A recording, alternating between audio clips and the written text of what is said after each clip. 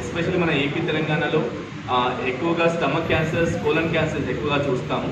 And దానికి మెయిన్గా reasons మనము మేజర్గా ఎక్కువగా సాల్టెడ్ పికల్స్ వాడడం వల్ల అండ్ స్టోర్ ఫుడ్స్ వాడడం వల్ల కూడా ఈ రిస్క్ ఉంటుంది.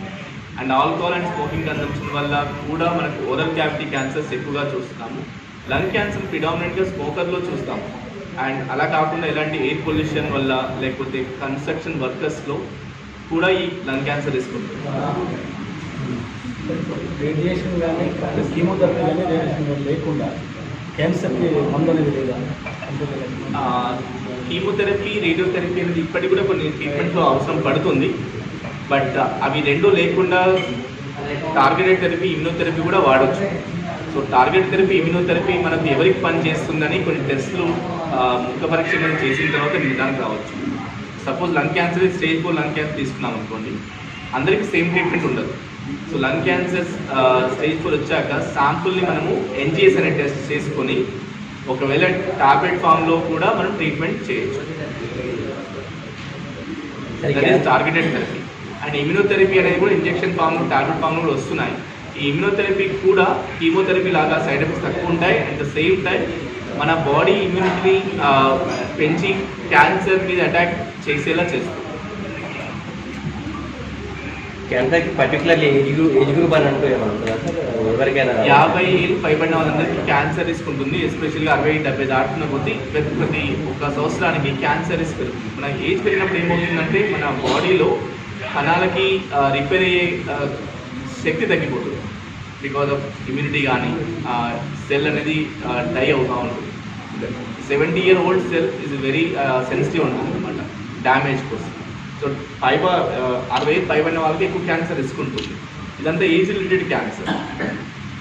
అండ్ సంవత్సరాలు పెరుగుతున్న కొద్దీ ఈ కార్సినోజన్స్ ఉంటాయి మన ఫుడ్లో కానీ, వాతావరణంలో కానీ, పొల్యూషన్లో కానీ, అండ్ అఫ్కోర్స్ ఆల్కహాల్, స్మోకింగ్లో కానీ కార్సినోజన్స్ అంటాం వాటిని. ఆ కార్సినోజన్స్ ఏం చేస్తాయంటే కణాల మీద, మన నార్మల్ కణాల మీద పనిచేసి డ్యామేజ్ చేస్తాయి. మనకు స్వతహాగా డ్యామేజ్ అయిన కణాన్ని రిపేర్ చేసుకునే కెపాసిటీ ఉంటుంది అది అందరికీ. కానీ కొంతమందికి ఆ కెపాసిటీ అనేది తగ్గిపోతుంది విత్ ఏజ్. సో పెద్దవాళ్ళకి ఎక్కువగా వస్తాయి క్యాన్సర్స్, ఎస్పెషల్లీ 55 సంవత్సరాలు దాటిన వాళ్ళకి. జన్యుపరంగా వచ్చే క్యాన్సర్స్ 50 ఏళ్ళ లోపే వస్తాయి. సో జన్యుపరంగా వచ్చే క్యాన్సర్లో సెల్ రిపేర్ అనేది డిఫెక్టివ్ ఉంటుంది బై బర్త్. సో వాళ్ళకి ఈ సెల్ డ్యామేజ్ అయినప్పుడు రిపేర్ అవ్వక ఎర్లీ ఏజ్లోనే క్యాన్సర్స్ ఎక్కువగా వస్తాయి. ఇప్పుడు స్టేజ్లు అంటారు కదా సార్, స్టేజ్లు ఎలా తెలుసుకోవాలి అసలు? స్టేజ్ ఇప్పుడు క్యాన్సర్ పేషెంట్కి అది బయటకు వచ్చి తెలిసేసరికి 3rd స్టేజ్, 2nd స్టేజ్ లేదా 4th స్టేజ్ అంటున్నారు. అసలు స్టేజ్లు ఎలా ఉంటాయి, స్టేజ్లు ఎలా తెలుసుకోవాలి, దాని మీద ఎట్లా కంట్రోల్ అవుతుంది, ఎట్లా అవేర్నెస్ రావాలి? సో క్యాన్సర్ స్టేజింగ్ అనేది క్యాన్సర్ ట్యూమర్ సైజ్ మీద డిపెండ్ అవుతుంది. అండ్ ఒకే ప్లేస్లో ఉందా, ఇతర అవయవాలకు పాకిందా, దాన్ని బట్టి మనం స్కాన్ చేసి స్టేజ్ నిర్ధారణ చేస్తాం. ఒకటో స్టేజ్ అంటే సపోజ్ మనం లంగ్ క్యాన్సర్ తీసుకున్నాం అనుకోండి, లంగ్లో చిన్నగా ఒక 2 సెంటీమీటర్లు 3 సెంటీమీటర్లు సైజ్ ఉందనుకోండి, దాన్ని స్టేజ్ 1గా తీసుకుంటాం. అదే సైజ్ పెరిగిన కొద్దీ దాని యొక్క స్టేజ్ 2కి వస్తుంది. అండ్ పక్క లంగు పాకినప్పుడు 4వ స్టేజ్ లాగా, అండ్ ఇతర అవయవాలకి లైక్ లివర్కి, బోన్కి పాకడం 4వ స్టేజ్ లాగా పరిగణిస్తాం.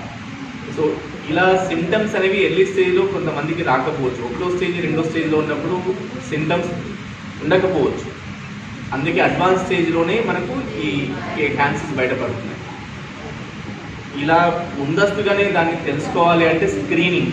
సో లంగ్ క్యాన్సర్కి కూడా స్క్రీనింగ్ మెథడ్స్ ఉన్నాయి. Low dose CT scan, and breast క్యాన్సర్స్కి మ్యామోగ్రామ్, అండ్ సర్వైకల్ క్యాన్సర్కి పాప్స్మియర్, ప్రోస్టేట్ క్యాన్సర్కి పిఎస్ఏ లెవెల్స్, కోలన్ క్యాన్సర్కి కొలనోస్కోపీ. ఇవన్నీ స్క్రీనింగ్ మెథడ్స్.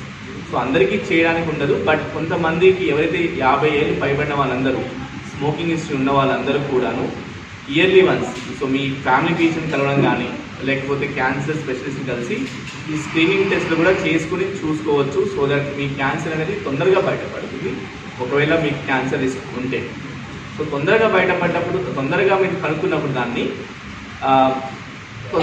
100% క్యూర్ చేసే ఛాన్స్ ఉంటుంది. స్టేజ్ 1 క్యాన్సర్కి 95% కంటే ఎక్కువ క్యాన్సర్ క్యూర్ అయ్యే ఛాన్స్ ఉంటుంది. స్టేజ్ 2కి 80%, స్టేజ్ 3కి 50%.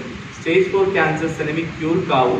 బట్ అట్లీస్ట్ మనం ఈ కొత్త మెడిసిన్ ద్వారా లైఫ్ అనేది ఒక 3 to 5 years వరకు పెంచుకోవచ్చు. సిమ్టమ్స్ ఏంటి సార్ క్యాన్సర్?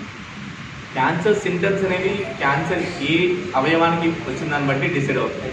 సపోజ్ మనకు ఓరల్ క్యావిటీ క్యాన్సర్ అంటే మానని పుండు ఉంటుంది టంగ్ మీద.